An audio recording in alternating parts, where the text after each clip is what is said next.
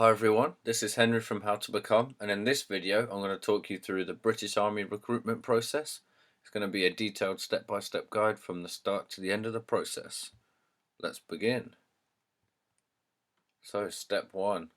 Apply online or contact your local AFCO.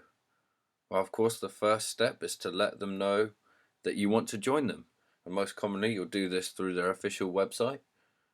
Where you can fill out an application and chat to advisors. All the instructions you need will easily be found there, including information about the various roles and careers throughout the Army. The next step, you'll be asked to carry out an application form where you'll need to provide basic information about yourself, such as name and title, marital status, your current address, phone number, residency info, nationality, ethnic background, religion or lack thereof, info on tattoos and piercings, whether you've been under a care order at any point, employment and education status, any other additional info you believe to be relevant. Your form will be looked at by recruiters to see if you meet basic entry requirements. And if you do, you'll receive a health questionnaire where you need to provide some basic responses about your medical situation. This will cover areas such as pre-existing conditions, surgery history, and medication use. You will then be judged on whether you're physically fit enough to proceed. Now, this is done on a case-by-case basis, so there are no conditions that will immediately disqualify you. So if you're unsure about a condition that you have you might think will disqualify you, you should apply because there's nothing that will rule you out straight away. Okay, the next step, you'll be invited to an Army Career Centre where you'll receive a 30-minute introduction to life in the Army, and the careers officer will present to you the different career paths available to you, which includes both positions like rocket system gunner all the way to electrician and nurse. You will then have the chance to have a sit-down meeting with a recruiter where you'll discuss the options before you for about half an hour. Now, this meeting is to help you decide which career path you'd like to go down, so you can ask all the questions you want at this point. The purpose of the day is to help you decide. Should recruiters still be impressed with you, you'll be invited to an overnight assessment stay, and this represents the bulk of the process, and it's definitely the most strenuous and fallible part of it. So you'll be invited to stay overnight at a UK military base, where you'll undertake several physical and mental tests, including thorough medical examination. While there are some general tests that everyone does, it may vary depending on which specific Army career path you've chosen. Now let's look at the physical side of the process and the physical tests that you'll need to pass in order to succeed. One test you have to do is the power bag lift. You have to lift power bags, which are like weights with handles on, from the ground up to a 1.45 meter platform.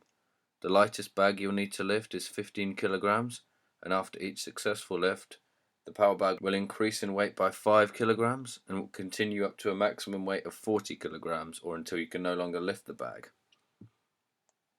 The jerry can carry. You'll have to hold a 20-litre jerry can in each hand and walk for either 150 meters or until you can go no further. 1 litre of water weighs 1 kilogram, so you have to be able to lift 20 kilograms plus the equivalent of what the cans weigh before you go into this test. And the 1.5 mile run. You'll be timed running a distance of 1.5 miles, which is 2.4 kilometers. This run will be preceded by a warm-up lap of half a mile or 800 meters. Now for the mental tests that you'll need to take part in, or the ability tests. The bulk of the written test you'll carry out will be in the BARB test, which is a test you'll face on a computer. It will assess your ability to receive and digest information correctly and accurately through a series of psychometric tests. Your results are calculated not only using the amount of correct answers you give, but by the amount of time it takes for you to do so. So you'll face reasoning test, a letter checking test, distance number test, selecting the odd one out test, symbol rotation test, and other psychometric tests. Another test you'll have to do is a grenade throw, which is a practical activity in which you'll be taught to throw a grenade, or at least a dummy one. This exercise will consist of you leopard crawling under some obstacles and then launching a grenade when you emerge. This one's there to break up the day a bit and be a bit of an icebreaker. You're encouraged to have fun while getting down and muddy while wearing some army gear. Next, it will be some team tasks, which is a very important part of the assessments day. You'll undergo several teamwork exercises alongside your fellow hopefuls. You'll have to complete practical and problem-solving tasks under time constraints, with some of them having a competitive element against other teams.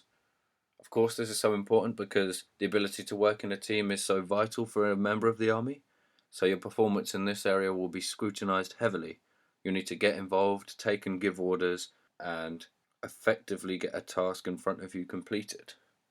The final stage of the assessment stage is the career discussion, where you have another sit-down meeting with your recruiting officer. It is at this point where you should probably have decided which of the army careers available you want to commit to. You should even treat this discussion like an interview, because the recruiting officer will ask you questions like, why do you want to join the army and why do you think you'd make a good member of the army, as well as ask you about why you want to go into the chosen career path. So definitely you need to prepare heavily in this regard. However, you'll also be given feedback on your whole application and performance over the assessment day at this point. So this gives you another opportunity to ask questions about your experiences with the army so far. Next, the final stage, progression to training. So of course, should recruiters be satisfied with your performances, this is where the process ends and you'll find out whether you have been successful or not, and thereby advance to training or not. If you have, you will then be sent all the necessary information you need to get started with your career path and the next steps in your career. Congratulations! Okay, so that's it for the video. Thanks for watching. For many more recruits on how to join the army, please follow the links on screen to the specialised section of our website, including information about our one-day army officer training course. Thanks for watching.